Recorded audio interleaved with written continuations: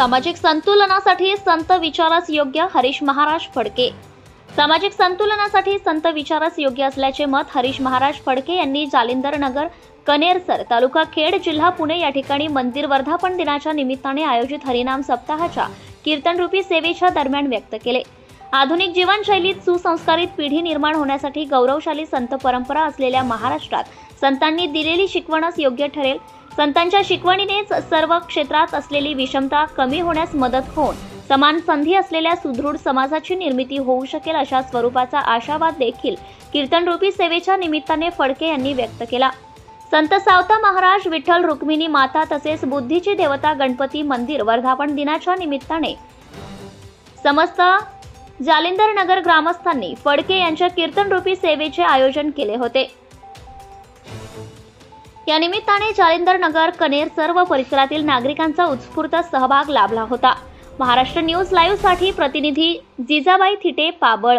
महाराष्ट्राच्या मातीमध्ये जे संत मांदियाळी तयार झाली आणि संतांनी समाजाला जो संदेश दिला, तो संदेश जर आज खऱ्या अर्थाने समाज मनामध्ये रुजवला तर मला खात्री आहे या वैभवशाली महाराष्ट्राला खऱ्या अर्थाने अत्युच्चतम असणारं जे वैभव आहे ते सर्वोत्तम वैभव निश्चितपणे प्राप्त होईल।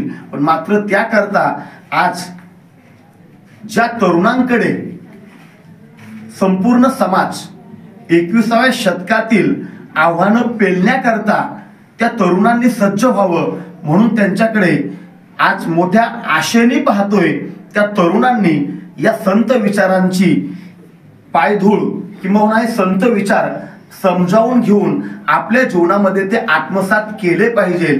आज आपण जर समाजामध्ये असलेली सामाजिक विषमता, स्त्रियांवरती, माता भगिनींवरती होणारे अत्याचार, समाजामध्ये असणाऱ्या अंधश्रद्धा, नको त्या चालीरीती, रूढी परंपरा या सगळ्यांचा जर विचार केला तर आपल्याला लक्षात येईल की कित्येक शतकांपूर्वी या सगळ्या असणाऱ्या चालीरीतीवरती, ज्या चुकीच्या चालीरीती आहे ना, त्या काळामध्ये संतांनी त्याच्यावरती आघात करत त्या कशा चुकीच्या आहे ते त्यावेळेस आपल्याला सांगितलेले।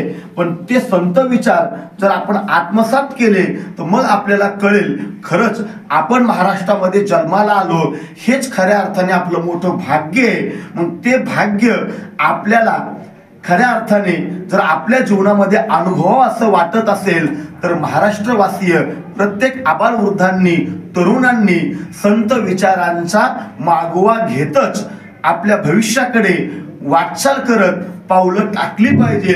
निश्चितपणे तो भाग्याचा दिवस प्रत्येकाच्या जीवनामध्ये अनुभवायला मिळेल। Ramakrishna Hari. Subscribe now and press the bell icon. Never miss an update.